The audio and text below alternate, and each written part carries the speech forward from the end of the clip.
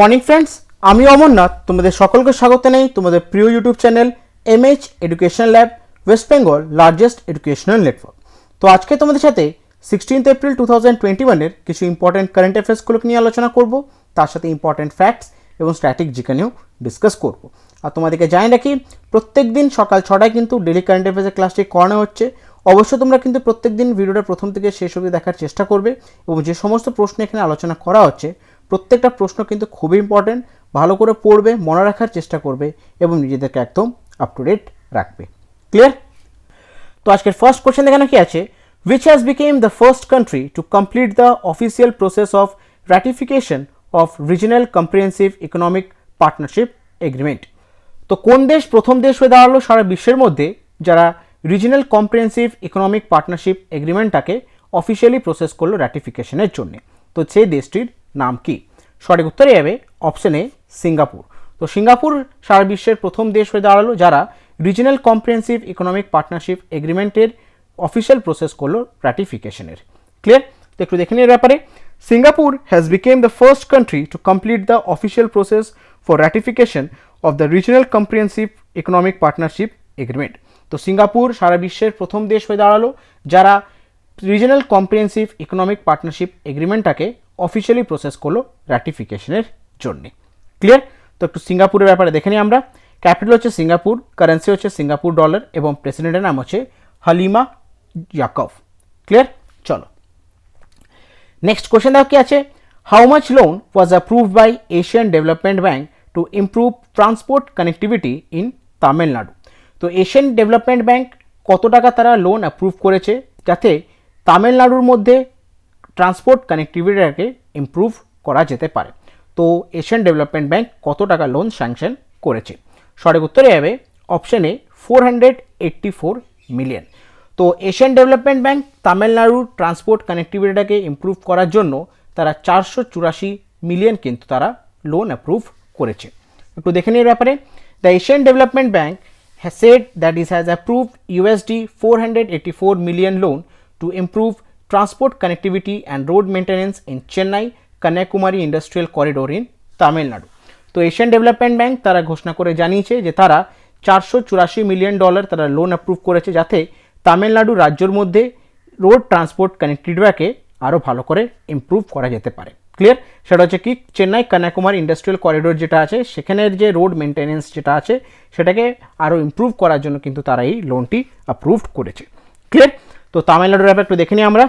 গভর্নরের নাম হচ্ছে বনওয়ারিলাল পুরোহিত, ক্যাপিটাল হচ্ছে চেন্নাই, চিফ মিনিস্টার নাম হচ্ছে এদাপি কে পিল্লানা স্বামী। ক্লিয়ার?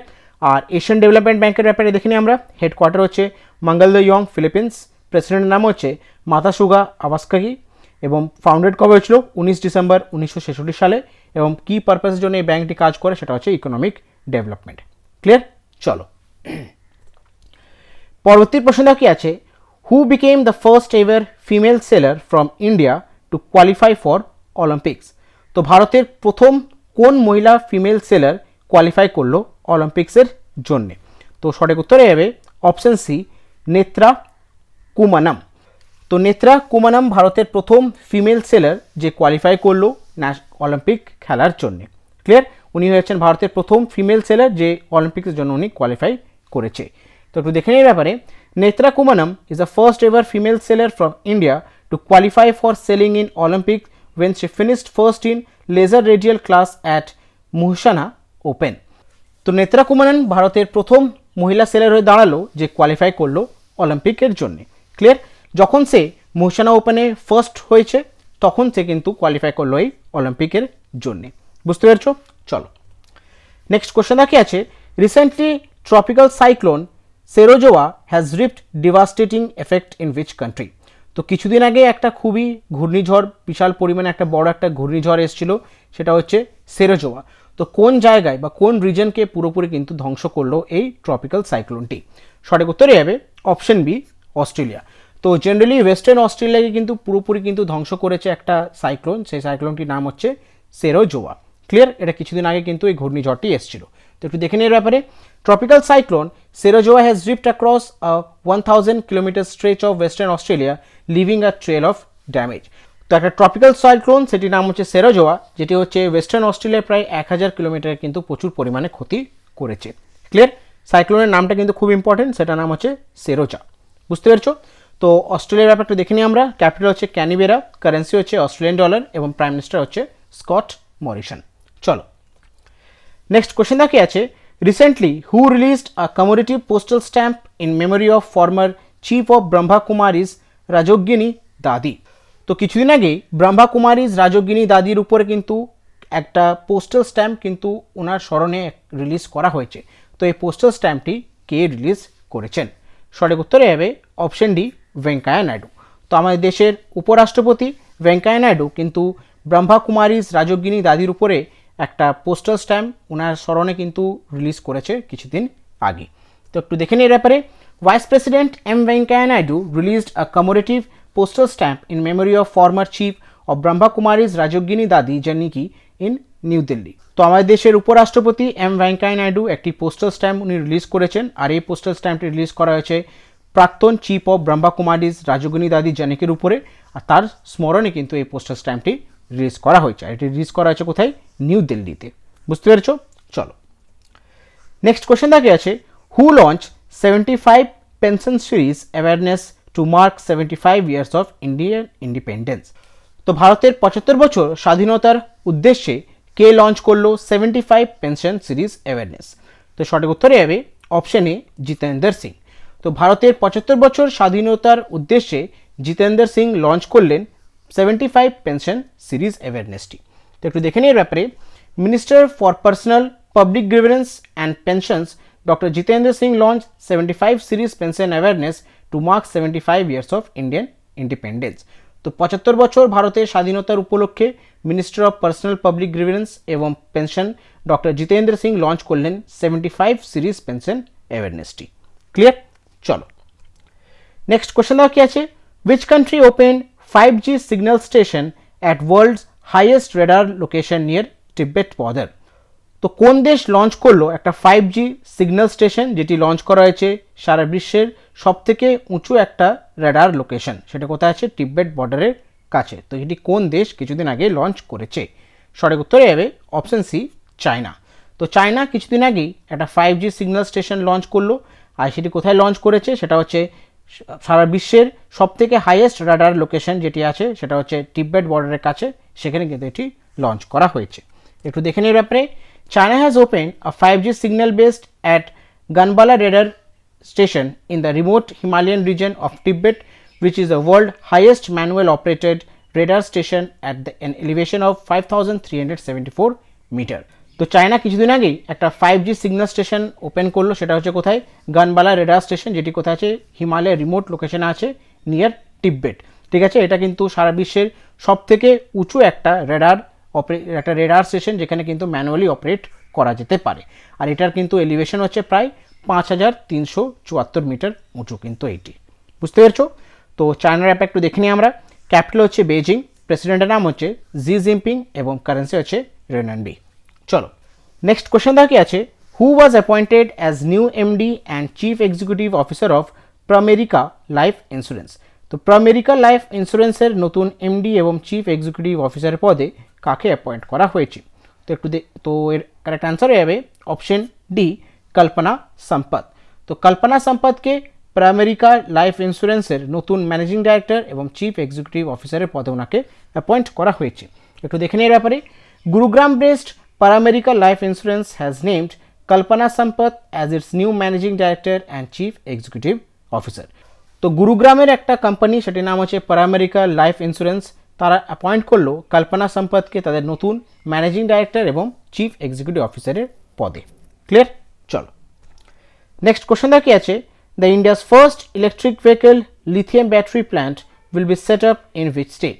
তো ভারতের প্রথম একটা ইলেকট্রিক ভেহিকল লিথিয়াম ব্যাটারি কারখানাটি কোথায় এটি স্থাপন করা হচ্ছে? সঠিক উত্তরে হবে অপশন এ, কর্ণাটকা। তো কর্ণাটকাতে ভারতের প্রথম একটা ইলেকট্রিক ভেহিকল লিথিয়াম ব্যাটারি কোম্পানিটি বা প্ল্যান্টটি তৈরি করা হচ্ছে। তো এর ব্যাপারে দেখে নিই আমরা। Vikram Handa set up Epsilon's advance materials private limited, India's first manufacture of lithium ion battery parts in southern state of Karnataka. তো বিক্রম হান্দাস সেট আপ করলো Epsilon's advance material private limited, একটি কারখানা যেটা হয়ে যাচ্ছে ভারতের প্রথম লিথিয়াম আয়ন ব্যাটারির পার্টস ম্যানুফ্যাকচারার। আর এটা কোথায় করা হয়েছে? কর্ণাটকা রাজ্যের সাউদার্ন পার্টের মধ্যে। বুঝতে পেরেছো? তো কর্ণাটকার ব্যাপারে একটু দেখে নিই আমরা। ক্যাপিটাল হচ্ছে বেঙ্গালুরু, গভর্নর নাম হচ্ছে ওয়াজুভাইওয়ালা এবং চিফ মিনিস্টার নাম হচ্ছে বিএস ওয়াইদুরাপ্পা। চলো, তো আজকের শেষ প্রশ্ন দেখে না কি আছে। The Indian government on 11th April restricted the export of which medical drug till COVID-19 situation improves in the country? তো ভারত সরকার 11 এপ্রিল কোন মেডিকেল ড্রাগটাকে এক্সপোর্ট করতে বারণ করে দিয়েছে বা রেস্ট্রিক্টেড জানিয়েছে যতদিন না আমাদের দেশের COVID-19 সিচুয়েশনটা ইমপ্রুভড হয়? তো সেই মেডিসিনটির নাম কি? তো সঠিক উত্তরে যাবে অপশন সি, রেমডেসিভির। তো রেমডেসিভির নামের একটা মেডিকেল ড্রাগ যেটি ভারত সরকার কিন্তু এক্সপোর্ট করতে বারণ করে দিয়েছে। 11 এপ্রিল কিন্তু ওরা ঘোষণা করে জানিয়েছে ভারত সরকার যে রেমডেসিভির বলে যে মেডিসিনটি আছে সেটা কিন্তু রেস্ট্রিক্টেড করে দেওয়া হয়েছে এক্সপোর্ট করতে যতদিন না আমাদের দেশের COVID-19 সিচুয়েশনটি ইমপ্রুভড হয়। তো এর ব্যাপারে একটু দেখে নিই আমরা। The central government prohibited the export of injection remdesivir and remdesivir active pharmaceuticals ingredients API. তো সেন্ট্রাল গভর্নমেন্ট 11 এপ্রিল তারা ঘোষণা করে জানিয়েছে যে তারা কিন্তু রেমডেসিভির এবং রেমডেসিভির অ্যাক্টিভ ফার্মাসিউটিক্যাল ইনগ্রিডিয়েন্ট যে সমস্ত জিনিসগুলো আছে সেগুলো কিন্তু এক্সপোর্ট করতে বারণ করে দিয়েছে বা রেস্ট্রিক্টেড জানিয়েছে। যতদিন না আমাদের দেশের COVID-19 সিচুয়েশনটা যতদিন একটা স্টেবল জায়গায় আসছে ততদিন কিন্তু এই মেডিসিনটি এক্সপোর্ট করা কিন্তু টোটালি বন্ধ করে দিয়েছে। বুঝতে পেরেছো? তো এগুলো ছিল আজকের বিশেষ কিছু কোয়েশ্চেন যেগুলো তোমাদের সাথে আলোচনা করলাম। আশা করছি প্রত্যেকটা কোয়েশ্চেন তোমরা বুঝতে পেরেছো। এরপর তোমাদের একটা ইম্পর্টেন্ট কাজ হচ্ছে পারলে সমস্ত কোয়েশ্চেনগুলোকে একটু ভালো করে খাতায় নোট ডাউন করে রেখো। পরবর্তীকালে যখন তোমরা খাতাটা খুলে পড়বে তোমাদের পড়তেও এবং জিনিসটা বুঝতেও সুবিধা হবে। তো সে কারণে তোমাদেরকে রিকোয়েস্ট করে বলছি পারলে জিনিসটা একবার ভালো করে খাতায় নোট ডাউন করে নিও। ক্লিয়ার? আর প্রত্যেক দিন প্রত্যেকটা ক্লাসের কিন্তু পিডিএফ তোমাদের টেলিগ্রাম চ্যানেলে প্রোভাইড করে দেওয়া হয়। এখনও যারা আমাদের টেলিগ্রাম চ্যানেলের সাথে যুক্ত হওনি তারা অতি অবশ্যই কিন্তু টেলিগ্রাম চ্যানেলের সাথে যুক্ত হয়ে যাও। সমস্ত লিঙ্ক কিন্তু ডেসক্রিপশন বক্সের মধ্যে প্রোভাইড করা আছে। তো গতকাল তোমাদেরকে দুটো প্রশ্ন দিয়েছিলাম অ্যাজ আ হোমওয়ার্ক, তোমাদের সাথে একবার অ্যান্সারটা ডিসকাস করে নিই। ফার্স্ট কোশ্চেনে কী ছিল? Which application was launch at ICCR foundation day held in Beijing?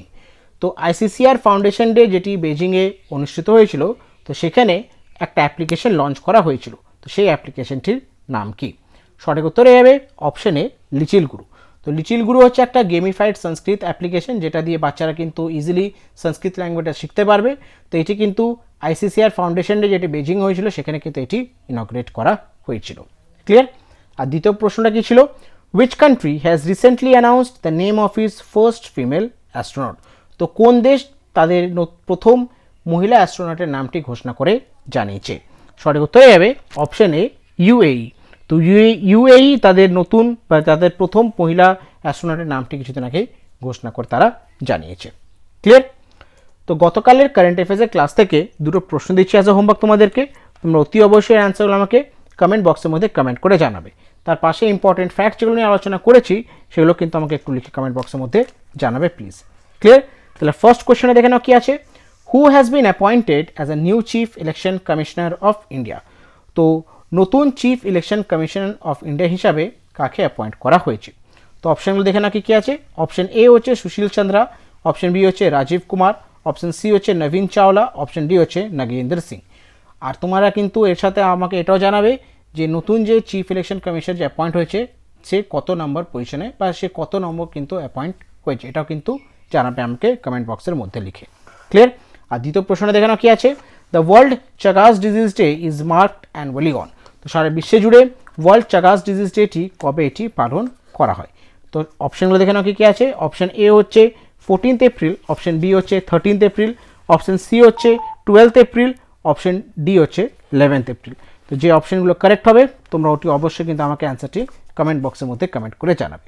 আর একটা সকলের কাছে একটা ইনফরমেশন দেওয়ার আছে, এখনও যারা আমাদের MH এডুকেশন ল্যাব অ্যাপটি ডাউনলোড করেনি অতি অবশ্যই কিন্তু অ্যাপটি ডাউনলোড করে নাও। লিঙ্ক কিন্তু ডেসক্রিপশন বক্সের মধ্যে পেয়ে যাবে। সেখানে কিন্তু বিভিন্ন কোর্স চলছে, যে কোর্স তোমাদের সুইটেবল মনে হয় তোমরা সেখান থেকে এনরোলমেন্ট করে নিতে পারো। ক্লিয়ার? তো আজকে ক্লাসটি আমি এখানে শেষ করছি। ক্লাসটি যদি ভালো লেগে থাকে, ইনফরমেটিভ লেগে থাকে অবশ্যই তোমাদেরকে রিকোয়েস্ট করবো ভিডিওটা লাইক করো, নিজের বন্ধুবান্ধব গ্রুপসের মধ্যে ভিডিওটা শেয়ার করো। আর এখনও যারা চ্যানেলটি সাবস্ক্রাইব করনি অতি অবশ্যই কিন্তু চ্যানেলটি সাবস্ক্রাইব করে নিও। যখনই কোনো ভিডিও আপলোড হবে চ্যানেলে তোমাদের কাছে নোটিফিকেশান চলে যাবে। Thank you.